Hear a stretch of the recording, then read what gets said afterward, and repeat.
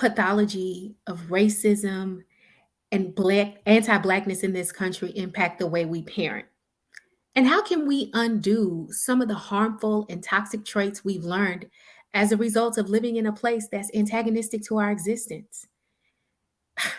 And Brokish, is this really just the episode about gentle parenting?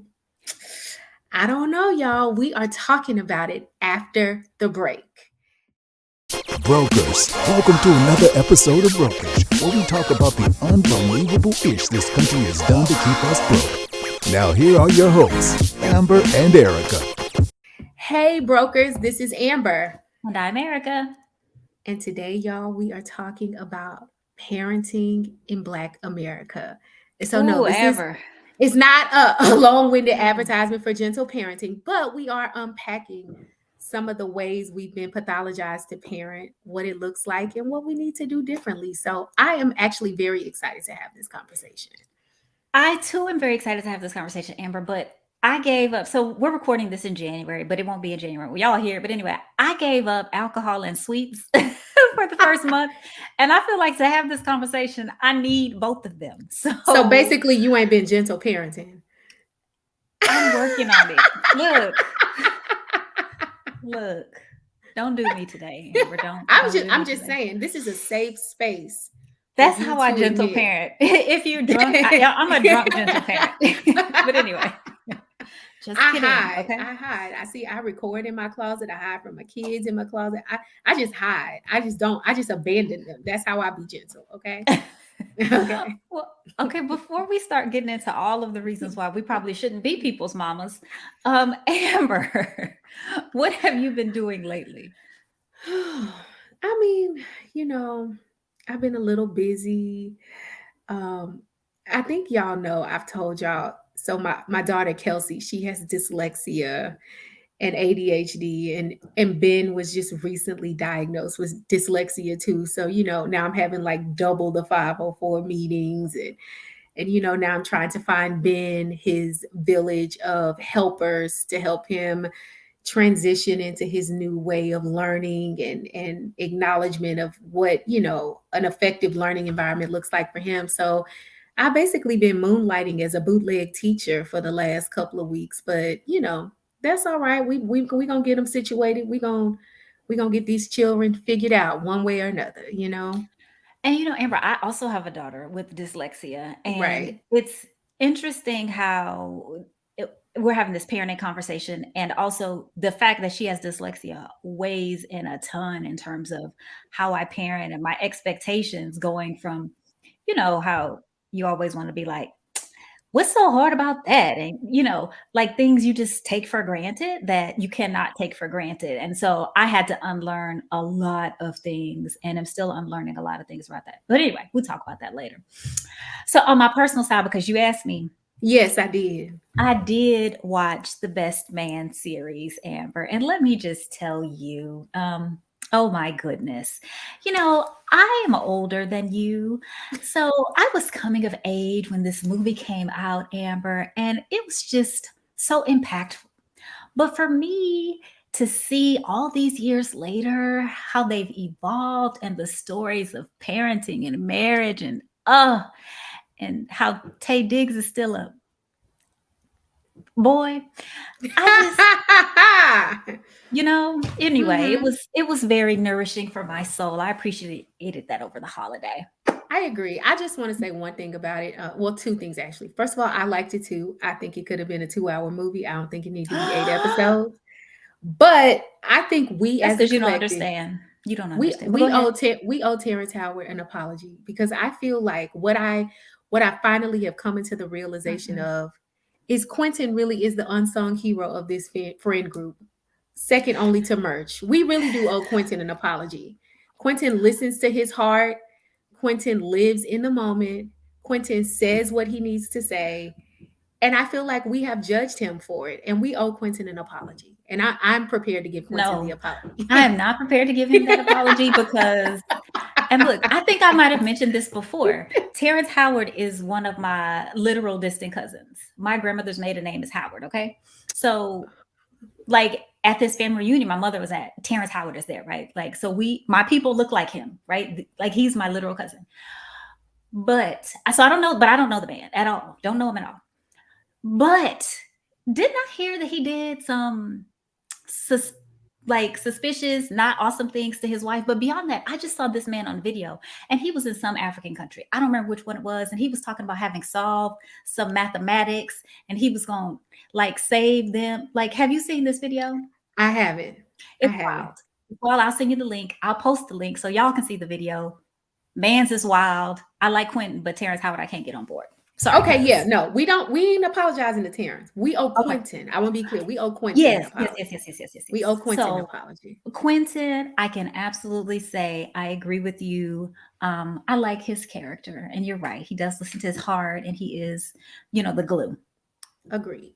Yes, Agreed. the gorilla glue, if you will, of that bunch of people.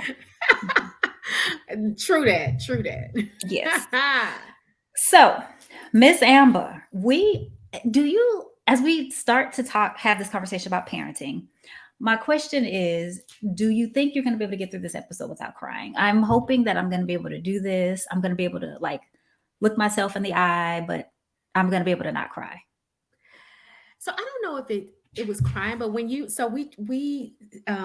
we share a script in a Google Doc, and so when I got the script from Erica and I started reading through the questions, I did immediately sort of kind of go into that self-critical mode, like thinking about my own self. And so I don't know if it's crying, but you immediately kind of start going to the place of, oh, these are the things that I need to be doing better. Or, oh, that's Yeah. a good point. Like, I probably, do too much of that or not enough of this. So I definitely will be introspective. I don't know if I'll cry, because I didn't choose the thug life. The thug life chose me. Oh my gosh. But Okay. yeah. Okay. Well, today, y'all, it's not just going to be Amber and me talking about parenting. We actually have a guest with us today. So I am going to bring her onto the stage. And our guest today is Adrienne Fikes, and she is a seventh generation Virginian with deep North Carolina roots. Her childhood was spent growing up as the first generation to live in the planned community of Columbia, Maryland. Girl, I lived in Columbia too. Anyway, a long time ago. She is the Soul Power Coach, specializing in inclusive leadership, organizational development, civic advocacy, and family history. Adrienne is also the director of the Parent Leadership Training Institute of Alexandria. PLTI empowers parent advocacy and builds community with structural racial justice initiatives like the Alumni Racial Justice Fellowship and the Alexandria People's Assembly. Adrienne, welcome to Brokish. Thank you, Erica, Amber. It's great to meet you. It is great to meet you Same. too. So before we get started, we want to just give you the opportunity. You gave us some in terms of, your people from Virginia, but also kind of North Carolina, but in Maryland. So tell us who you are, who your people are, what your family looks like. Yeah. Well, so the first thing I was like, what village?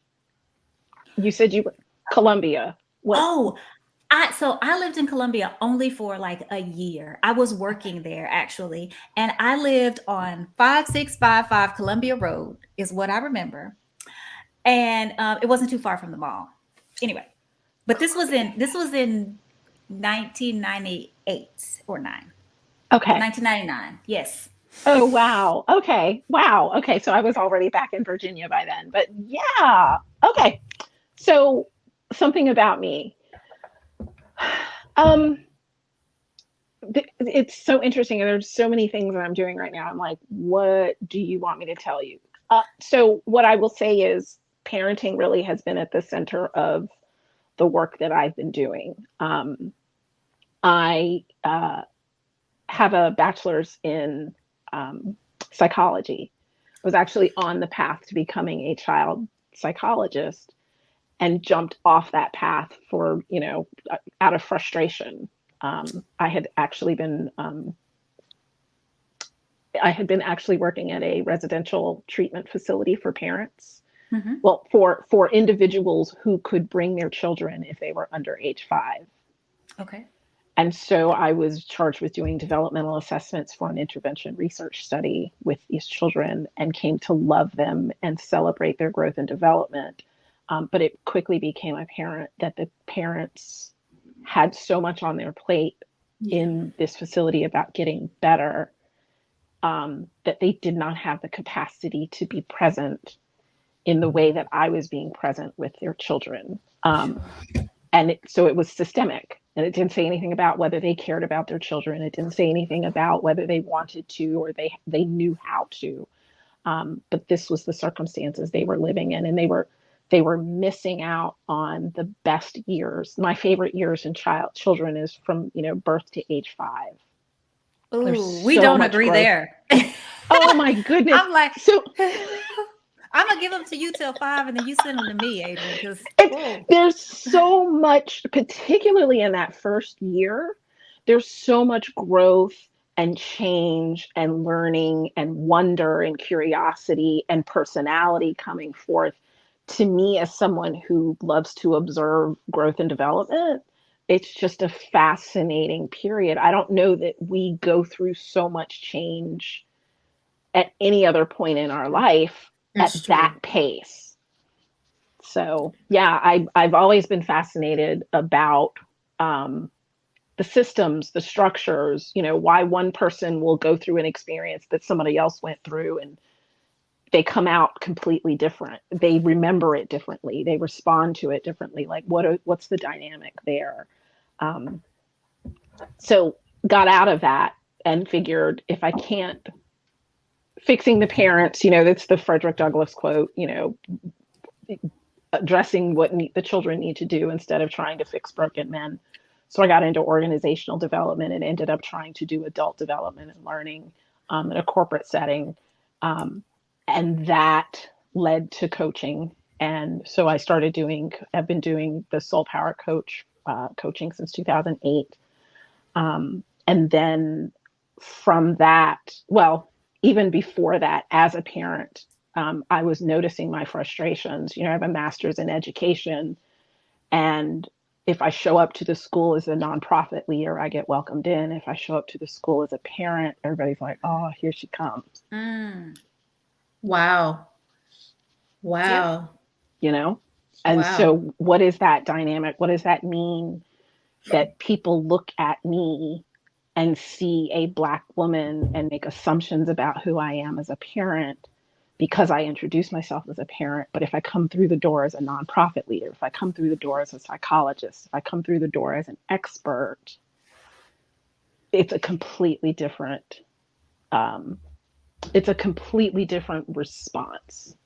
And so what I have been seeing, the Civic advocacy and leadership skills program that I have been working with, recognizes that parents have a voice and they have a perspective that does not only is it not appreciated, but it's actually systemically been substituted by nonprofits, right? Oh my gosh, I just had a light bulb while you were talking, because I remember when I read your bio earlier, I was thinking like, wow, these are all kind of different wheelhouses. That's a lot. Like you got advocacy, you got leadership, you have, the genealogical component, you have the parenting component. But as I'm listening to you talk, I'm sort of seeing the nexus between all of that, and why particularly in our community it's so important to be able to equip a parent as a leader, right? As an advocate, as somebody fully empowered in who they are and where they come from, because you need so much of that to parent. And so kind of listening to you talk, I just got it. I just got how they're connected and why it all relates. Adrienne's over here coaching you, and she's not going to charge yes, you this time. Thank you. Thank you. This one is free. So now you understand why my mind is always, running like this, because, I see patterns. I see systems. I see processes. I see cycles in ways that some people do not.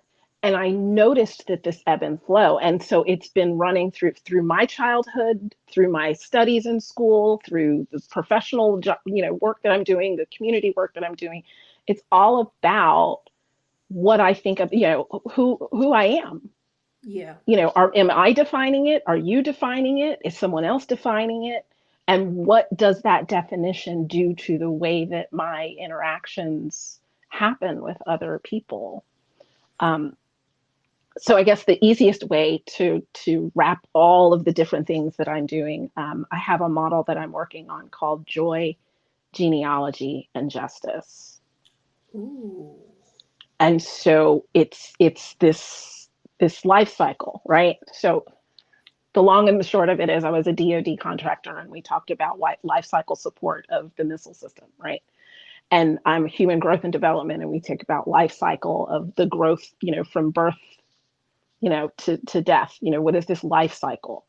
And then there's also life cycle of leadership, right? And so there's the first in the Joy, Genealogy, and Justice is personal growth, right? Who am I? What do I know? What am I learning, right? And as I begin discovering who I am, it sends me to a component of my tribe, right? Who my people is, right? When Ella Baker, and I will always, whenever I get a chance to call her name, used to always, she was the inspiration and the catalyst for the Student Nonviolent Coordinating Committee, right? She convinced those young people to be an entity in and of themselves instead of being the young people attached to the SCLC, right? So she is I've started saying that Ella Baker is who they taught you George Washington was in school. I love that. Mm-hmm. I love that. Because she meant that much to these concepts of liberation and freedom and democracy and independence, right? So Ella Baker used to introduce herself. She was traveling all over the country doing this work, and she would always say, who are your people? This is the way she'd introduce herself to you. And in our community, that's, who your mama is what everybody want to know. Where you come from, where'd you live, what village, and even in Colombia, we're like, what village did you live in? Because who your people are tells you something about who you are, right? And so I fell into, I did a TED talk on how I fell into genealogy, right? How I was interested in where I come from and who my people are. And I created a thing called the 16 Greats Project, where I ask people, how many of your 16 great-great-grandparents can you call by name? Let's even say grandparents. Yeah.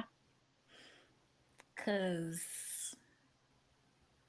Yeah, I can't go beyond great grandparent on either side. Yeah.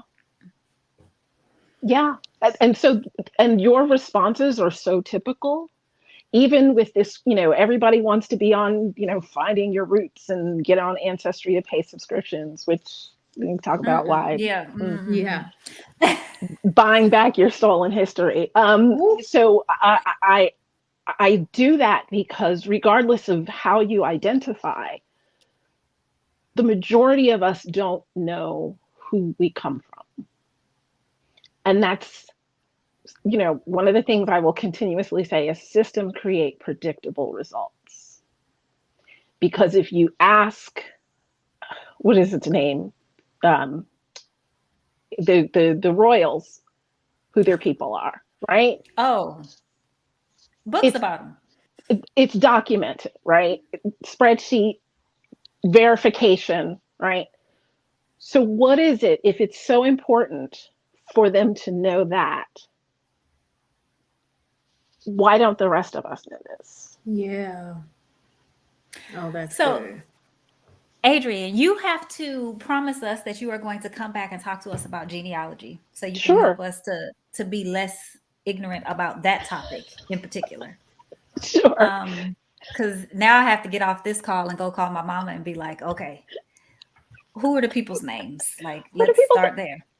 Yes. Like, so already we have homework, Amber. Now we got to find Right. out. Who our people are. Who our people Right. are. Now I got to go call my mama and figure this out.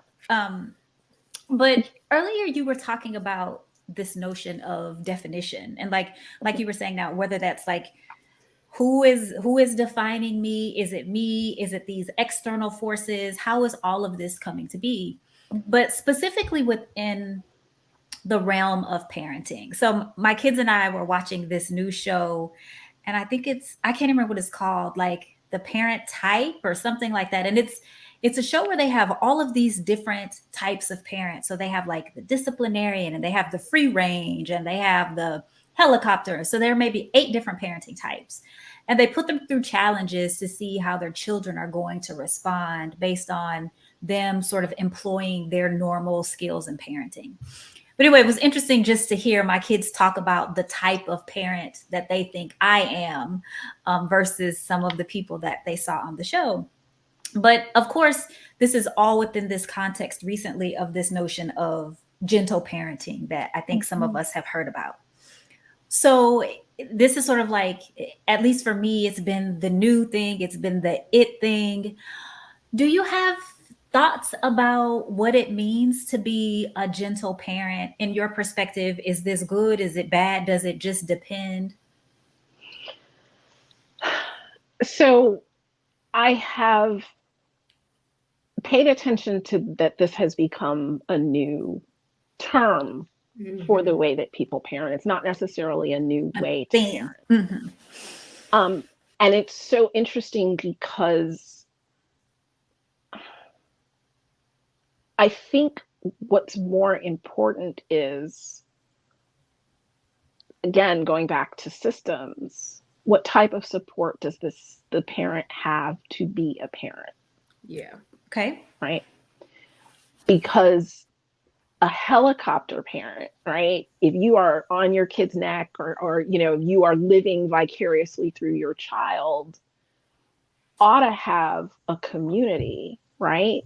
Ought to have wise counsel, ought to have elders who will pull you and say, girl, what is you doing? Like, calm down. Like, or maybe that's not the way to do it. Or you remember when you were little and you were going through this. So there's one of the challenges in the way that we are living in this moment in time is there has been such an attack on community, on connection, right?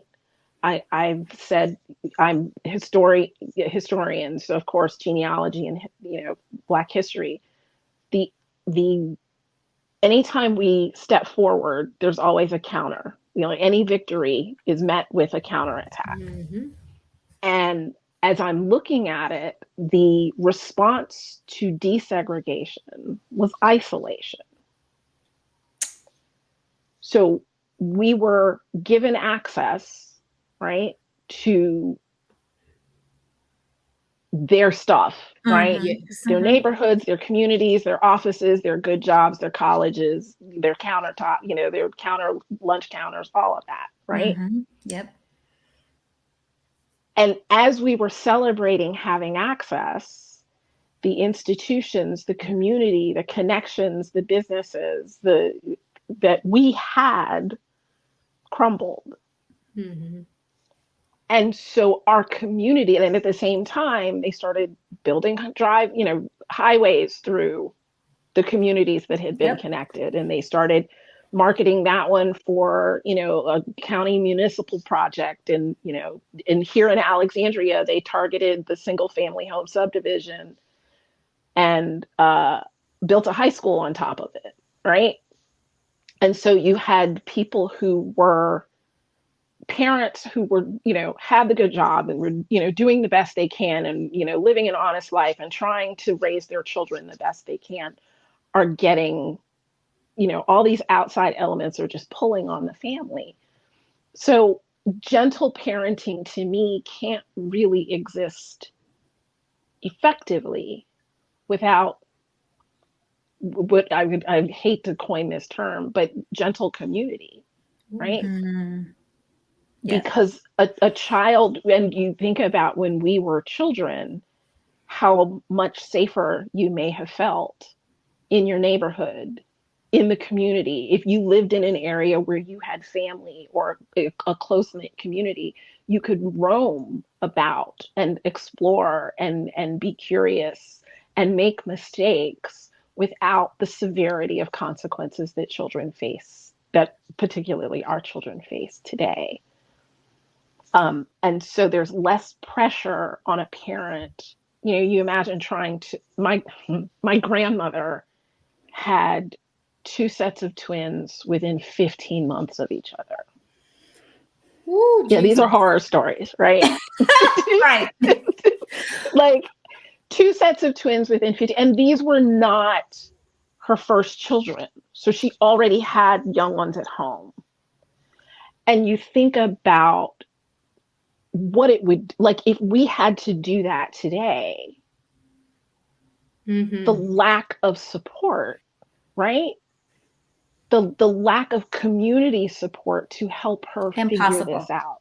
It would have been Yeah. impossible. I Yeah, mean, it would be impossible to do that. it would be. And you could imagine, you know, if you have one child at home that's a little, you know, strong-willed or curious to, you know, or a climber or a painter or, you know, somebody likes to tear things up.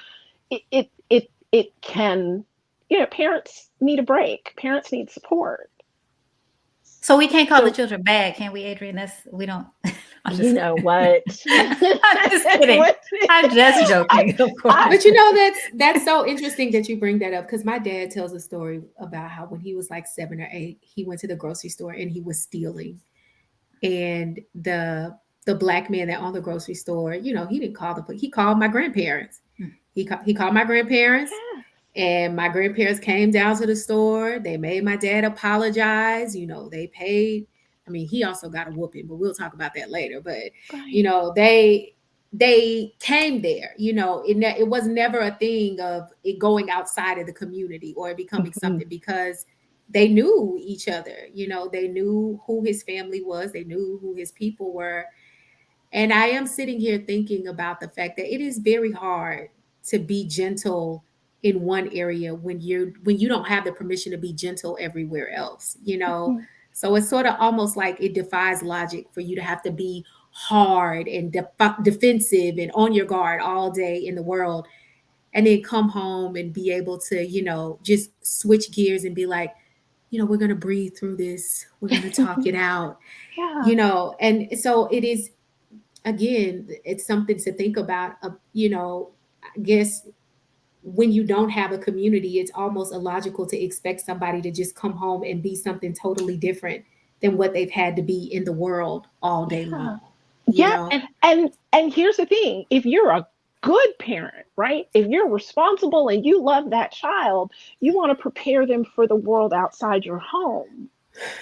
And many of us in the community interpret that as I'm gonna show you how hard life can be. Yes. I'm gonna prepare you because you got to man up. And so we are, it's like the pipeline to prison in your own home. Yeah. But we've been taught that this is the way we protect our children. I'm going to beat you here so they don't beat you out. Oh, I'm beating you so the Yeah. police won't beat you. Yeah. Yes.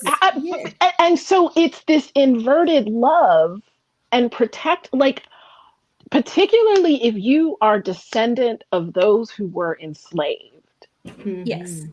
you know. And God bless Toni Morrison for writing Beloved Mm. and highlighting a true story of the Black woman who escaped with her children, and when she was chased down by the slave catchers, slit their throats because you're not going back to this, right?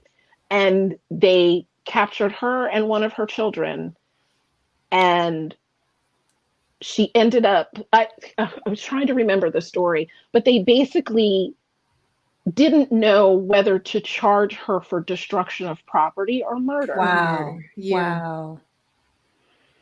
Because if you charge you for murder, that means what you killed was It's human. human. And so people are like, how could you hurt your child? Well, having lived through enslavement, she knew what they would face going back. And there was agency in this decision. Yep. There was love in this decision. Like, these are hard things to talk about, but we want to talk about gentle parenting. Like, how do you define that in a world that doesn't even recognize your child as human? Mm. And it's interesting, both of y'all too talked about consequences. So Amber, you were talking about like there were consequences within this community framework for the children's behavior. And Adrienne, you talked about how I think we sort of lost that when, through the integration effort. But how do we sort of, let me go back. So I'm thinking a lot about the conversation we had with the Stop CPS folks, right? Because the question, of course, is if there's no CPS, what do we do, right? Like if you don't call the police, what do you do? And so in this case, because we know we don't have that community, then I think there's this case of, well, how do we build that community such that we can have places where we have we all need consequences, but that they are thoughtful and that they are not consequences, from the state. How do we do that? Mm-hmm. So I would say not how do we build. I would be very intentional in saying how do we rebuild? Okay, that's good. Because again, it comes back to knowing your family history. When you begin to explore who your people are and where you come from, you begin uncovering stories about your family that not only make sense to you, you begin noticing what is no longer here, right? And so the community they had, the relationships they had, the dignity they insisted on, right? The networks that they built.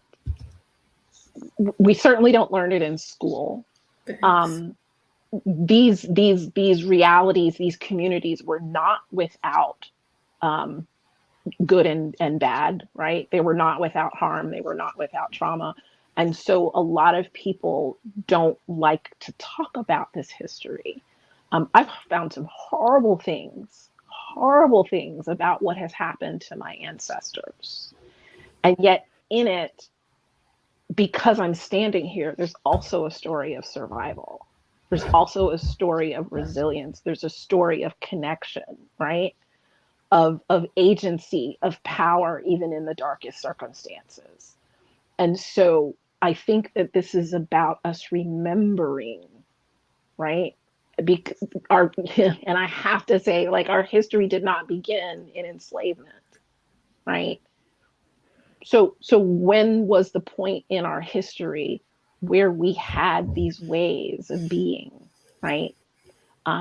You talk about these African cultures that we come from, and I know there's this whole story around are we indigenous, are we native, are we African American? And I will say this: we are tribal people, right? We are African people. Do some of us have native ancestry? Absolutely, right? But that even that conversation is muddled in colonization and white supremacy. So the conversations are way more layered than most people are having. But there were times where we were collective in our thinking, right? So there is a woman, Dr. Linda James Myers, who has a African psychology theory of what she calls optimal psychology or optimal conceptual worldview. And she went back and studied, she was looking at this idea of racism, right? And what is it that makes someone racist? Like, why, what is it that happens to you that makes you even have the energy to treat somebody that way? And what she was studying is these ancient African cultures, right? These ways of being from Kemet, from Nubia, from Egypt, right? From West Africa, these cultures, these ways of being, these community norms that run throughout all of the religions of the world, right, that talk about love and peace and harmony and goodness, right? And how we can begin returning to this conceptual worldview, right? How we see ourselves and each other, how we move through the world as a way of being, so that we are allowing justice, we are allowing peace. It is not just for me, but it is for me and for you. It reaches to my children, and it moves back through my elders, right? And so this concept of I am because we are, right? My place in the community defines who I am, right? My connection to my elders, my connection. I am a mother because I have a child, right? And so I think that it's a matter of us beginning to remember who we are and begin intentional about building these ways of being into how we treat ourselves and how we begin engaging with other people.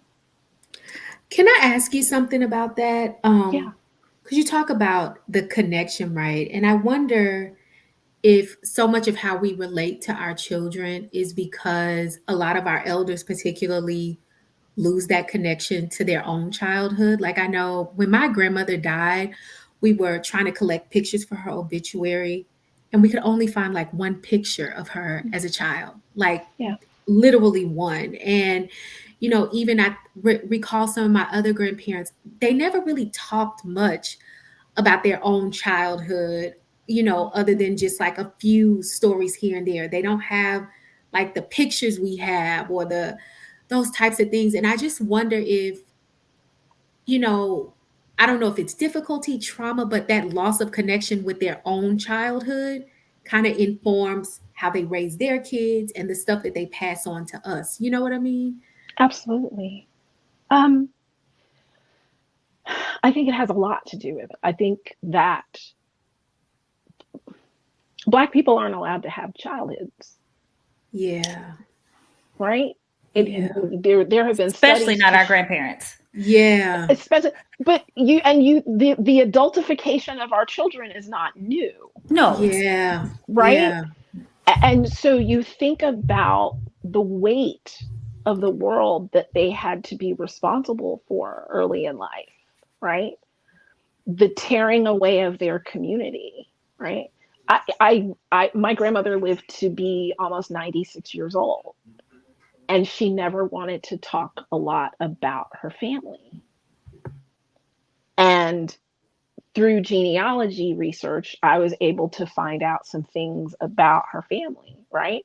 I know her mother had died when my mother was very young. I knew that, she said that her father was mean, but we didn't know much about him. And I came to discover that my father, Virginia, Virginia is the birthplace of structural racism. Um, and you can literally see the day that they encoded it into law, the 1705 Virginia slave codes, right? To make sure that, they talked about the 1619, to make sure that the Angolans that came over did their indentured servitude bid and then started running circles around the colonizers.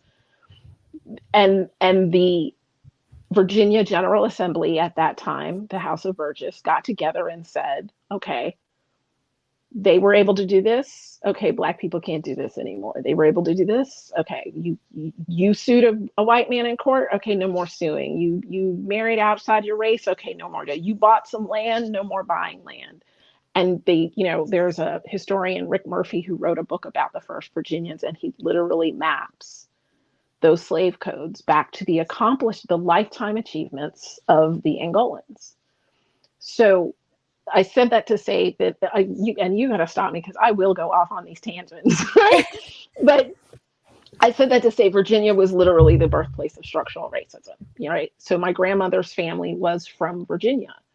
And so I came to find out that her father faced trauma, death, unemployment, structural racism, all of these things, and ended up institutionalized in Central State Hospital in Virginia, which was the first Black insane asylum in the United States.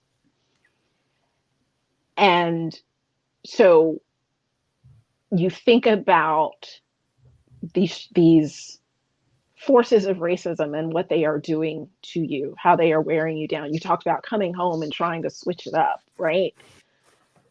Not being able to switch it up, being literally breaking under the weight of white supremacy, right?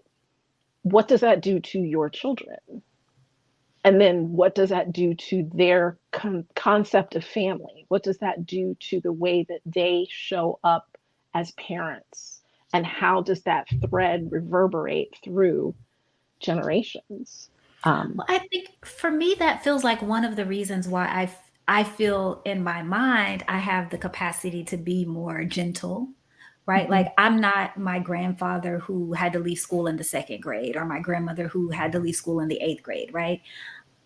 I didn't. My mother made a lot of sacrifices so that I have resources and she's available to keep my children. And I have probably a well-developed community. And so I do feel for me personally, like just this personal guilt because I'm like, you kind of do have a community. Like even within, it's not a community of Black people, but it's a community, right? Like my Right. my children have people I can call if I need help. The mom squad can pick my kids up and drop my kids off and do all that kind of thing. So I do feel like I should have capacity to not um, let the me being broken on the outside come inside my home. But then it's hard to do in real life, everyday situations. Yeah.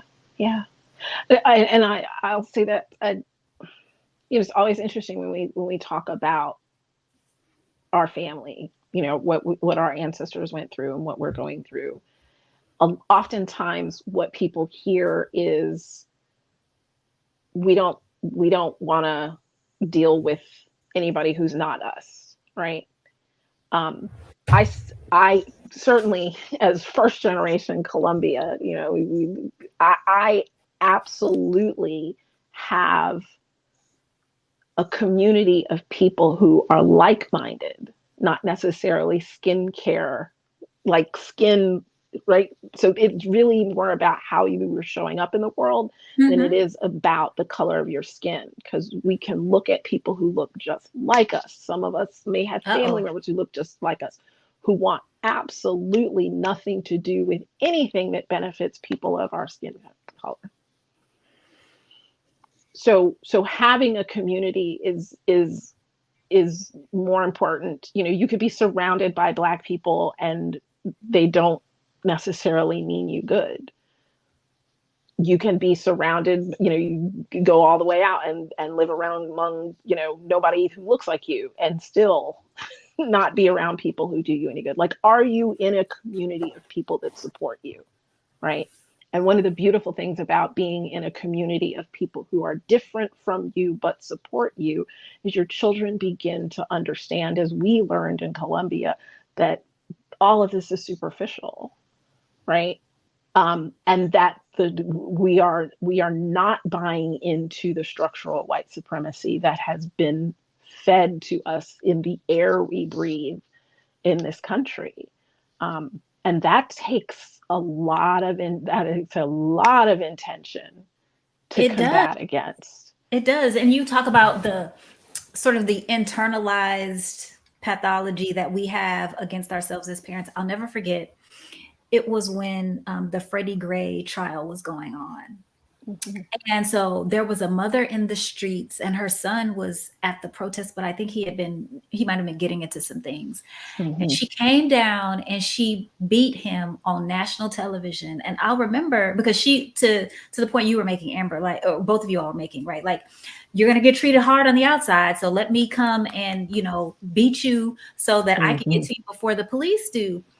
But I knew that those sorts of displays weren't good when I saw all of these white people like, yes, it's so great to see, so it's like they want to see these displays of this kind of discipline, right? Like this kind of thing that gets internalized against us. They want to see that on display. And that's good parenting when we do it to our children. That's beautiful. And it was like literally on white people on CNN, like, and not just white people, right? Us too. This is so great. I'm glad she beat his ass on national TV. But how do we combat all of this learning that we've gotten through the ages? It did not just start. Like, when we become parents, we already hate ourselves for it. Like, Yeah. So again, systems create predictable results. Like, we're all going through this same struggle, no matter where we are on this life cycle, of trying to combat the internalized racism that we've been given, and while trying to enjoy life as it is today, right? And then trying to build a future for our children where they won't have to deal with the same issues we've been dealing with since before this country was a country. And so I go back to the systems. I go back to the institutions. I go back to the laws of our community, right? And that's part of what I'm doing with the with PLTI. What if the question we always ask and parents tell us about PLTI for all the brokers. So it is a community project-based program that asks parents, if you were to do one thing to make life better for children, what would that be? Ooh. And so we honor the wisdom and perspective of a parent to recognize that there is an issue that needs to be addressed in their child's life, right? And so we teach parents, and they are allowed to bring their children K through 12 with them. And there's this 20-week program where they learn about what it is to be a leader and how communities are formed. And then we also learn about governing, right? How budgets are made. What is the difference between the state and the local government? Like, who are the people? How do they make these decisions? How do you use your voice and get involved in these conversations that are impacting whether your streetlights are on, whether the buses, are running at this time of night, whether the school is open on this holiday or not. Like, all these decisions are being made by somebody in your community. You may have thoughts, opinions, and really good ideas, but if you don't understand the rhythm of this process, it's like trying to jump in on double dutch. If you don't understand how the ropes are turning, it's just going to be a mess. You're going to get hit in the face with a rope. So we teach parents how to use their voice. They answer that question. They take on a project that is theirs to do, and we mentor them through the process of that civic change, right? Meanwhile, the children are in our Children's Leadership Institute, and they are doing a group project. Oftentimes they did something around recycling, right? So they start thinking critically about what is recycling? Why do people recycle? What can you recycle? How are we, what are the laws around recycling? And how are we actually following the policies? Is this a good policy? Is it a helpful policy, right?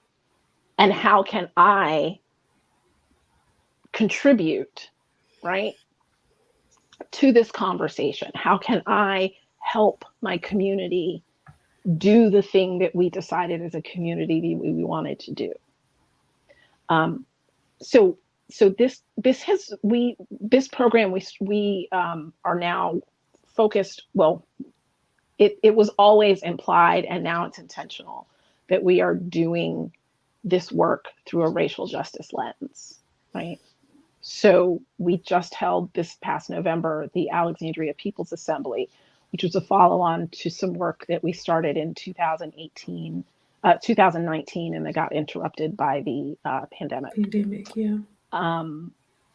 Where we and again, there's the themes of carrying it forward. We took the letter in 1968. Civil rights workers here in Alexandria wrote a letter to City Council, and they outlined the problems in the community. It's the same problems, Adrienne. It's the same problems today. And the beautiful thing is they took pictures, right?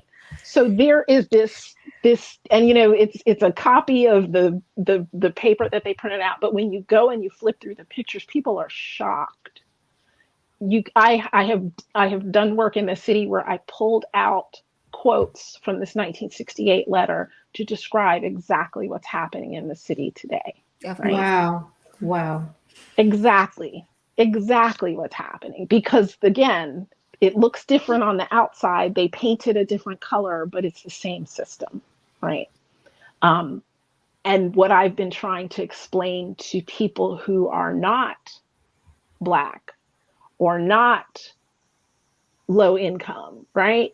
Or not living in the wrong neighborhood, or not whatever they are, to distance themselves from the most marginalized voices in the community, is this same system that was perfected to marginalize and displace and disrupt Black communities is now looking for its next victim, right? Uh-oh. It's now.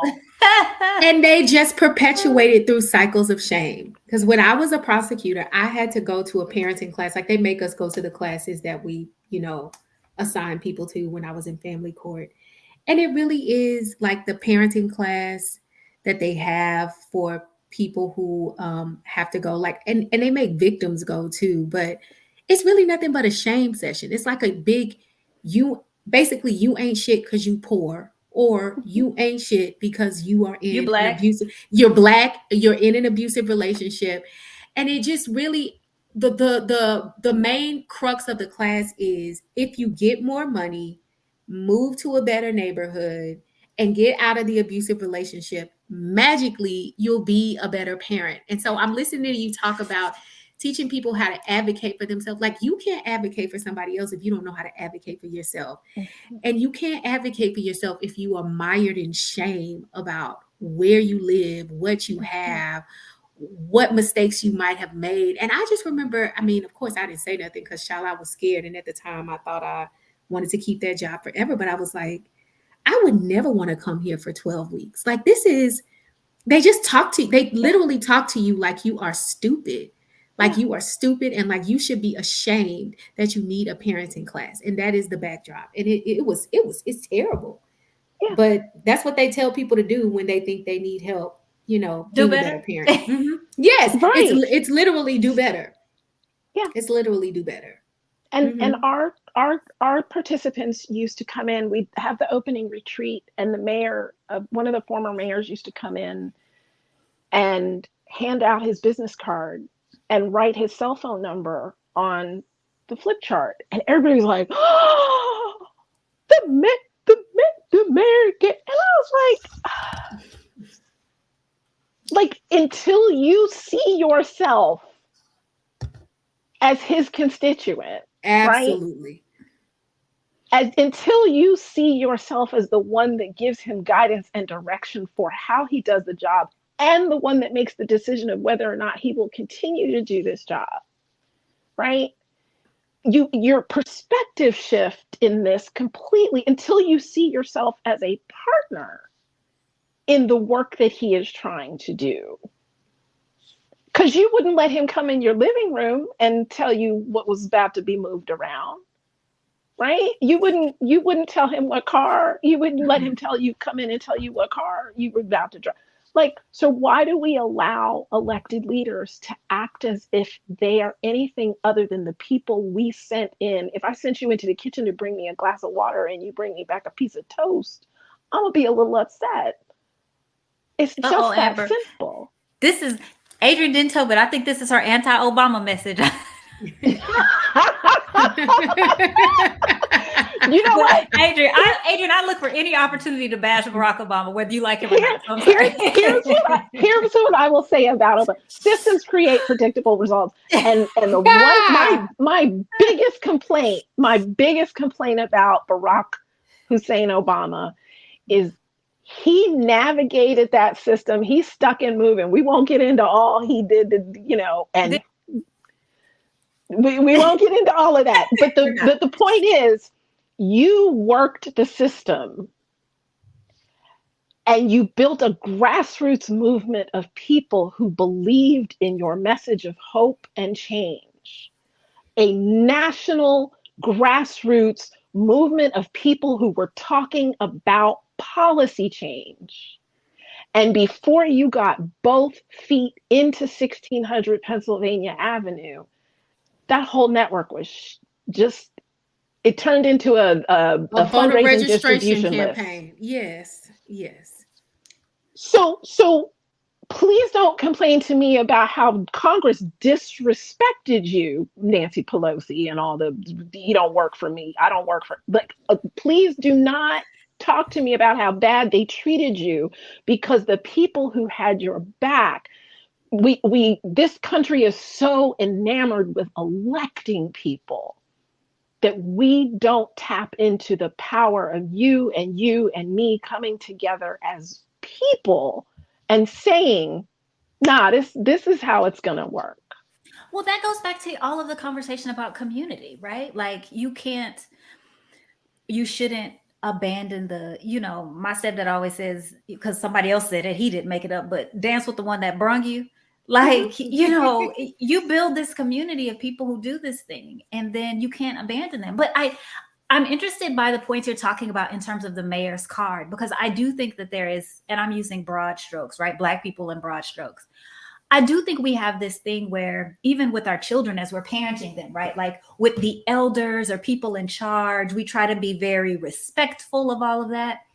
And I think sometimes to prison stuff. Listen. Yeah, but I'm saying, but I think it's hard for us to sort of, get out of that cycle saying, no, it's okay to hold people accountable. And just because they're your elder doesn't mean that you don't have a voice. And these are all things that I'm unlearning and trying to teach my children a new way.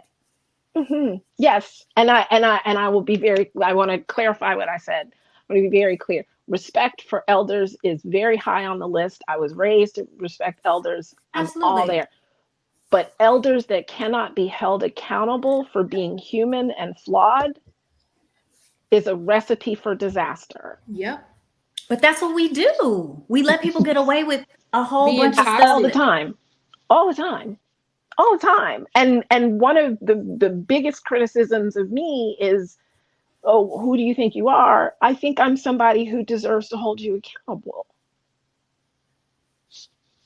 I think I'm somebody who deserves to have a say in what happens. I live in a community where we woke up after, was it the 2016? I'm losing track, but we woke up after an election for city council. And like 2 days later after this general election, I think it might have been the election we voted Trump into office. America voted for Trump.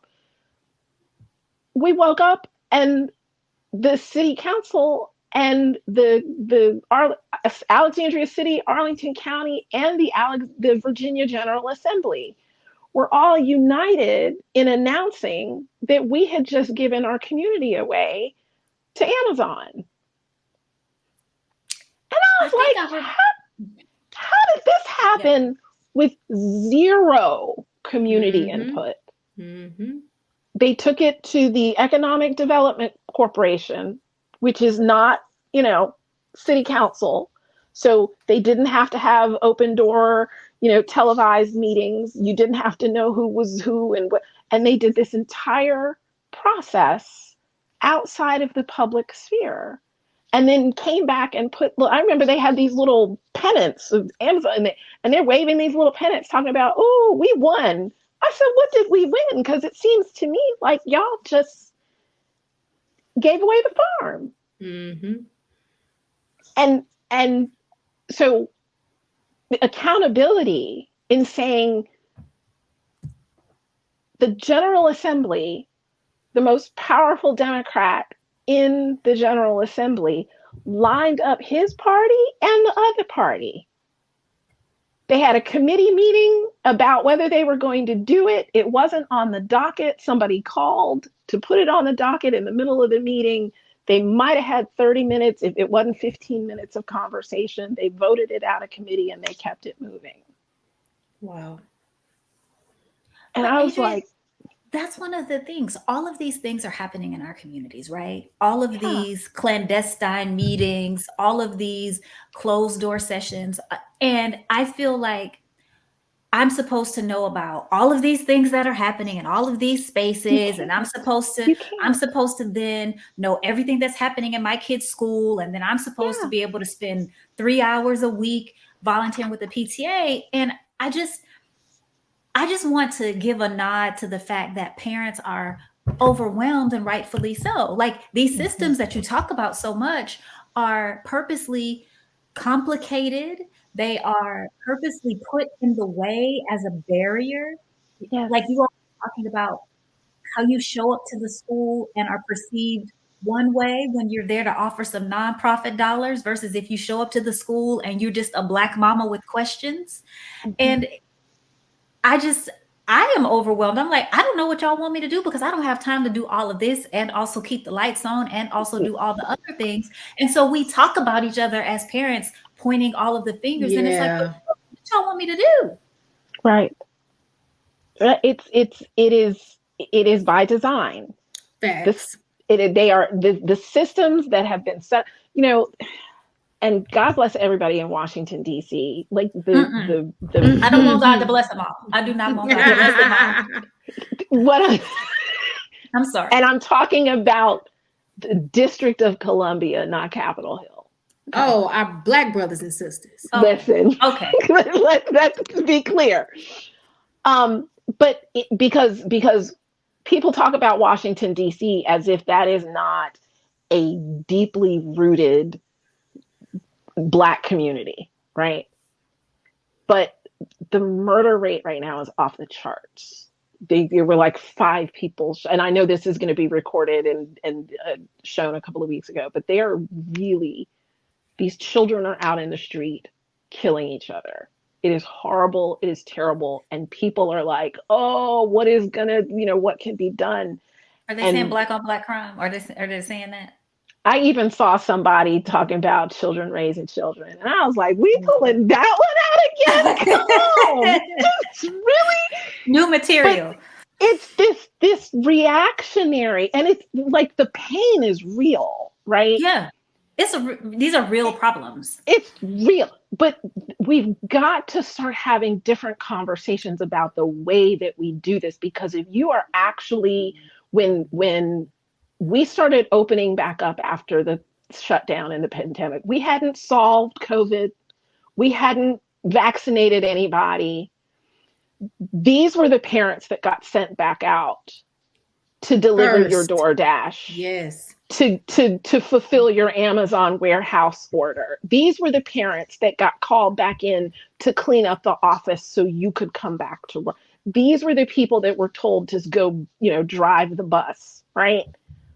And their And kids were left at home on the laptop all day, you schooling you by hadn't themselves. figured out how to feed their children while they were at work. You hadn't figured out how to educate their children while they were at work. You hadn't figured out who was going to be responsible for them. And meanwhile, their uncle, their grandma, their cousin, their neighbor, their classmate, gone because COVID killed them, right? Yes. Yes. Like, it's just this waves and waves Yeah. of suck it up. We don't care. Get back to work and do this.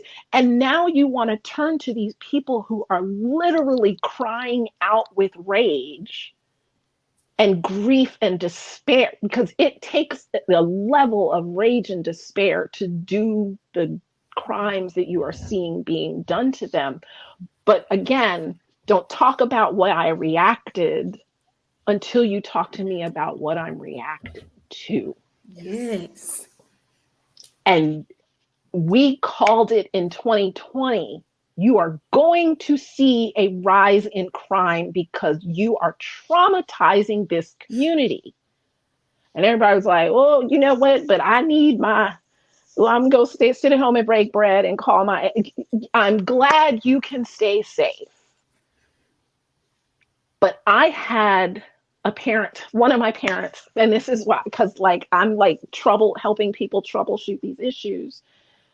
She worked at the airport and was doing security at the airport. Now they hadn't even really been flying. If you was flying, it was like, don't tell nobody she's on a plane.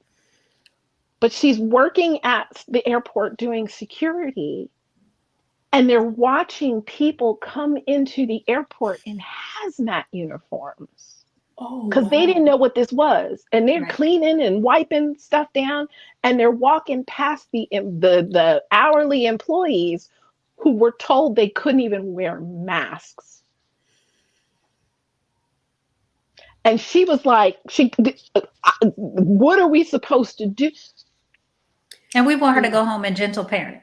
Or hug her kids. Like, think about all the people who for 2 years were afraid to hug To and hug the embrace their children. kids, or, And the yeah. medical professionals that were sleeping in their garage Garages. because they Yes. were afraid to come in and impact and kill their entire family. Like I knew people who entire family got wiped out in November. Went to a funeral and all of a sudden everybody's dead. And I'm like, these actions have consequences. So if you want to know why this kid is running around shooting other children or stealing cars or knocking people over the head, you got to start looking at the policies that made sure that the school he was going to was shaming him, just like those parents that got sent to that parenting class, and killing all his curiosity and his love for learning, right? Or telling her calling her everything but a child of God and out her name. And that's why you fast and right? And preying on these children, manipulating them and abusing them. And then you wonder why they are responding. I said, what they're doing is mirroring back what you gave to them. And if you don't like the way they're behaving, then it is our responsibility to because we could fix these. We have the resources to fix all of this. This is not a resource question. None of these questions are resource questions. Ask the Ukraine, right? Like if we have some Ukraine money, that's not enough money. Came in some sweats and was like, that's not enough money. Yeah. And I'm like, what? No, but you know what is blowing my mind right now as I'm listening from episode to episode? It doesn't matter whether we're talking about mass incarceration. It doesn't matter whether we talk about parenting. It doesn't matter whether we talk about housing, credit. We always end up talking about the same thing. The same thing is driving it all. And if you would have asked me an hour and a half ago before we started this conversation, if I would have thought this is what we would be talking about, I would have said absolutely not. But now that we're talking about it, damn it, it makes so much sense. And that's really the point of this podcast. Like, it's all of the same things driving this. The poisonous ash tree. Yes, it doesn't matter how diverse the episode topics are, whether we're talking about parenting or prison. We are literally always talking about the same thing. Yeah. But I'm a Black mama. I feel like I'm always talking about the same damn thing. Amber, don't you? Come on. Ain't we always saying the same things to our children? Yeah. But we do need to wrap up. But I just want, there is a part of this that I do want to specifically highlight as it relates to parenting, because it's just my personal thought, right? So I want to get y'all's thoughts too. I think so I have a sister. She doesn't listen to podcasts, so she's not going to know we talking about her, no way. But anyway, my sister was married before, and she has a kid. And I used to always think, because of my flawed philosophy of, my sect of Black Christianity, spare the rod and spoil the child, all that bad socialization, right? So that's where I was. But she was talking to me one day, and she was like, no, I'm not gonna spank the kids. And she said that one time her ex-husband mentioned that he was like considering that, and she was like, I will leave you if you hit my children, right? Like that was just, sis was Mhm. like, that's not going to be something that happens in our house. And I, you know, I just, and I didn't have kids at the time, but over time I'm thinking about that. I'm like, it must be something very bad that will make you say that you're going to walk out if somebody hits your kids, right? And so fast forward to me becoming a parent, me leaving behind a lot of this bad theology and just thinking about some of the things that I learned and how I needed to unlearn. So I was also then, I was like, to my own husband, I didn't say I'm going to leave you, right? But I was just like, I don't think that's a good thing for us to do. Like, I think we should approach this in a different way. And so we've never done that. But I still feel like I know more Black people than white people who are like, most of the white kids are like, that's not a thing. But I still know several Black people and families, and I get the why, but I just want your thoughts on where you are in terms of spanking and corporal punishment. Um, if it's necessary,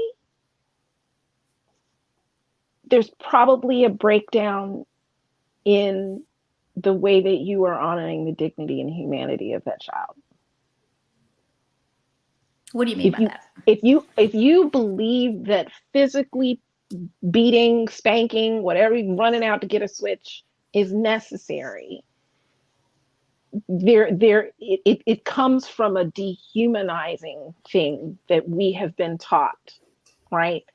It, it, about that child and their agency, that child and their intelligence, that child and their capacity for good. So from a psychological perspective, behaviorism, with cognitive and behavioral modification is what I studied in undergrad. And what I know is that you can focus on building the behaviors that you want out of the child.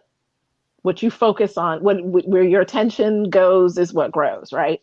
So if you are focused on what you want to see out of that child, rewarding the behaviors. There was a whole movement in schools they called caught doing good, right? Catch the child doing the things that you want the child to be doing and reinforce that behavior. It will outgrow whatever it is that they are doing wrong, because children do not like to be a disappointment. And they do not like to be harmed. None of us do. Yeah. And so you are feeding on their need for affection and connection by enforcing behaviors that allow them to then feel connection and affection, right? So spanking is just the cheap, easy, abusive way to get something done in the moment, and it will come back and bite you later on. And it is crazy. So I came, admittedly, I evolved into Mhm. having a different thought about spanking after I had kids. And I see now the residual effects of it in my children. My children haven't been spanked in years, but like they'll get in trouble and my daughter will get anxiety. Are we going to get a spanking? And I'm like, girl, you ain't got no spanking in 50, 11 years. What are you talking about? But Mhm. it literally lives in her. Like, Yeah. and she gets like legit afraid. And my daughter's 10. Kelsey hasn't had a spanking since probably kindergarten. So Mhm. it's been more than half her life. But she will immediately, like, they got in trouble yesterday. I took her screens, but before I did, are we going to get a spanking? And I mean, she's got these big tears in her eyes. And Mhm. I think about that sometimes, like it really lives in her, even though it's been years. Yeah. Yeah. That's the first place her mind goes when she gets in trouble, even still to this day. If I could invite Black parents, but parents in general, because it's not just us that are abusing our children with physical Right. discipline, but if I could invite us to just ask what is happening, right? Because happy people don't do that, right? People who are experiencing joy, they don't They don't tear things up. They don't go looking to get in trouble. What is happening with this child? And be open, let me step on my own toes, be open to the idea that what's happening to that child just might be you. Uh-oh. Ooh, I'm ready to go. Uh-oh. Right. It Okay, is I'm- time for us to wrap up, Adrienne. We appreciate you joining us today. Ooh, ooh. All right. It Right. was I'm about to great start talking to stripping. It got y'all. hot in here all of a sudden. Ooh, ooh. Yeah. At the end of the day, if the intention is to love your child and to help them raise themselves into a healthy, well-adjusted person, and we know we're not perfect, then we have to be open to the idea of holding ourselves as accountable as parents as we are trying to hold elected leaders and white supremacists and all these other, terrible teachers and any other force that would come up against our children. We have to be willing to hold ourselves accountable to that same standard. Amen. Well, wow. Thank you, Adrienne, for snatching my wig like my children do. And I just got mine done. I Woo. appreciate that. But yeah, sound like we do have some homework, Amber. But before Adrienne, we're definitely going to have you back on if you're open to it. We would love to have you back on to talk about some of your other work, because the time just got away from us. And so we would love that. But tell the brokers who are our listeners, watchers, where they can find you out in the world. So I'm the soul power coach on whatever platforms that I'm actually active. So you can go to Soul Power Coach, but I would encourage everyone to go to 16greats.com. So that's 16greats, GRETS.com.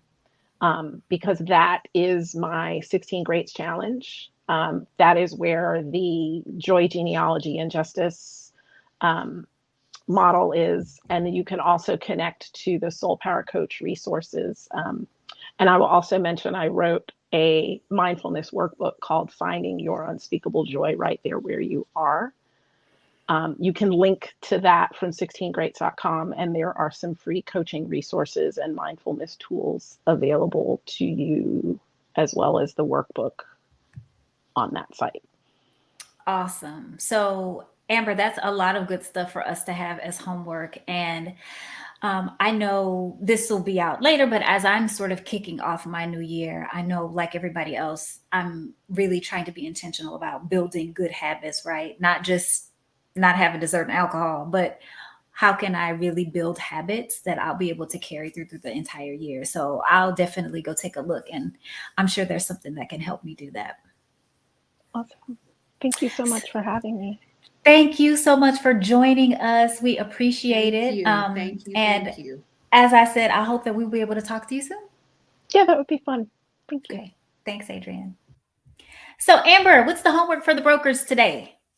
So I think Adrienne gave it to us, but she gave us most of the homework. The only other thing I would add is if you go to PLTI's website, the Parent Leadership Training Institute, one of the things that they talk about very clearly is that although the resources are free, it costs money to do that work. So we are going to put a link to PLTI's website on there, and any little extra coin you got, whether it's a lot or a little or somewhere in between, we really need more people who are trying to help us be the best us, because we can't get that nowhere else. So donate if you can. And Amber, you and I'll make a donation too. So Absolutely. Adrienne will, and we send our receipts, Adrienne, so you can know that we actually did it. We not just, and it'll be a small donation though. Like, look, it'll be a brokish donation, but anyway. Shut up. But we'll send one for sure. Okay, And that's what else? it. Homework. That's it. Adrienne gave us the other homework. Go to 16 Greats. Yes, utilize those resources, the workbook.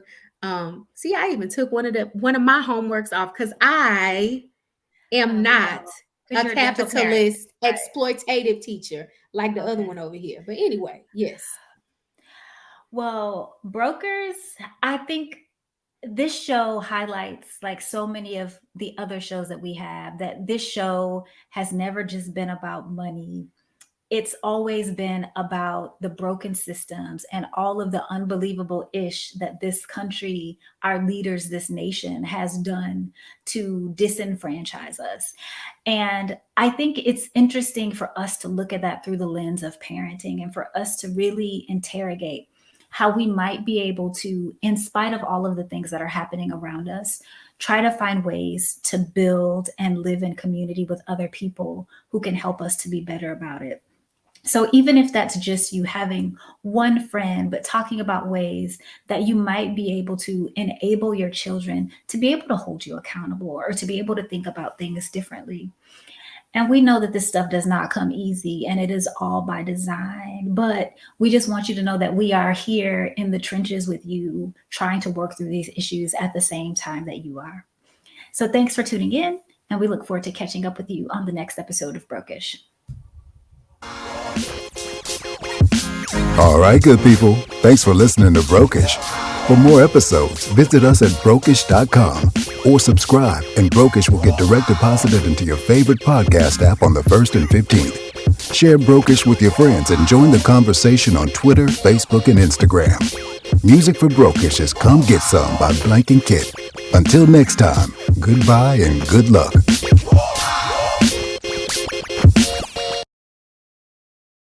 They say when you wear Black Power Media gear, you can accomplish anything. You play any and every position. Coaching, to kicking, to receiving, to running and juking. And oh my goodness, I see that again in slow motion. Get off me. And you're going to have a lot of haters coming at you, but what you got to do is you got to shake them off, and get to your goal and accomplish it. And when that's done, it's a beautiful thing. I'm talking about going hard, extra, for that extra point. And when it's done beautifully, you talking about touchdown. Oh, and the crowd goes wild and they're celebrating with you and everything. Man, let's see that again. Nice. Black Power Media, baby. That's how we do it. Now go to blackpowermedia.org and get you some of that gear. Empower yourself today.